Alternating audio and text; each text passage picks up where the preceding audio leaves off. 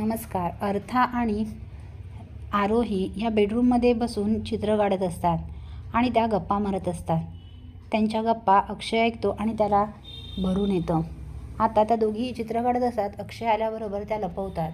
आरोही तिच्या आईचं चित्र काढत असते. माझी आई कशी दिसत असेल याचा ती विचार करत असते. तेवढ्यात अक्षय आल्यावर ती लपवते. अक्षय म्हणतो, का लपवलंस, दाखव. तेव्हा आरोही त्याला दाखवते. तेव्हा तो म्हणतो की कसलं चित्र आहे. आरोही म्हणते, माझ्या आईचं.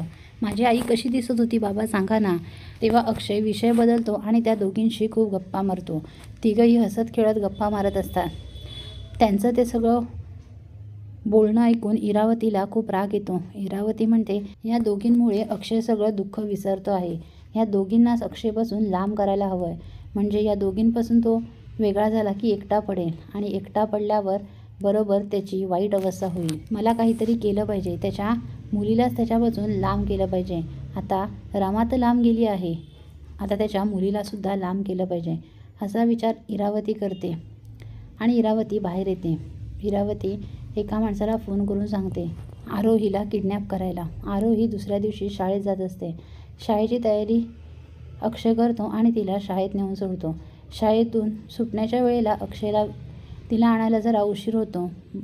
ती गेटवर येऊन थांबलेली असते. तेवढ्यात इरावतीच्या गुंडांची गाडी येते आणि आरोहीला घेऊन जाते. थोड्या वेळाने अक्षय तिथे येतो आणि वॉचमॅनला विचारतो. तो म्हणतो की तुमची मुलगी कधीच गेली, एक गाडी आलेली आणि त्यांना घेऊन गेली. तेव्हा अक्षय म्हणतो, काय, तुम्ही असं कसं जाऊ दिलं. अहो, आमच्या घरातून तर कोणीच आलं नव्हतं तिला घ्यायला. प्रत्येक वेळी मीच येतो, माहीत आहे ना तुम्हाला. तुम्ही असं तिला कसं जाऊ दिलं. तेव्हा वॉचमॅन म्हणतो, त्यांनी तिचं नाव सांगितलं. मला कसं कळणार की तुमच्या घरातले नाही आहेत आणि तुमच्या घरातले आहेत, असं सांगितलं.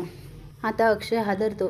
अक्षयला कळून चुकतं की माझी मुलगी किडनॅप झाली आहे. अक्षय तसाच आरोहीला खूप सगळीकडे शोधतो. मंदिरात, बाहेर, रस्त्यावर, सगळीकडे शोधतो. पण त्याला आरोही कुठे सापडत नाही. तो पोलीस स्टेशनला जाऊन पोलीस कंप्लेंट करतो आणि तसाच रिकाम्या हाती घरी येतो आणि आपल्या रूममध्ये जाणार. तेवढ्यात तो इरावतीचं बोलणं ऐकत असतो.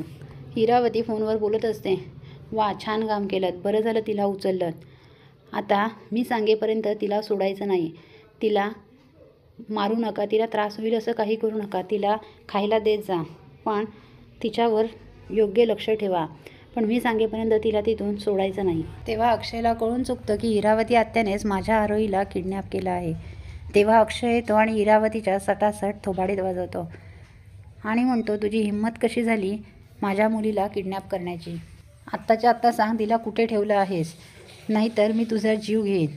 आणि अक्षय इरावतीचा गळाच पकडतो. आता इरावती घाबरते आणि इरावती आरोहीला कुठे ठेवलं आहे ते लगेच सांगते. अक्षय जाऊन लगेच आपल्या मुलीला घेऊन येतो. आता अक्षय इरावतीला घरातून बाहेर काढेल का ते पाहणे कमालीचे ठरणार आहे. असेच मालिकांचे नवनवीन अपडेट पाहण्यासाठी व्हिडिओला लाईक आणि चॅनलला सबस्क्राईब करायला विसरू नका. थँक्यू.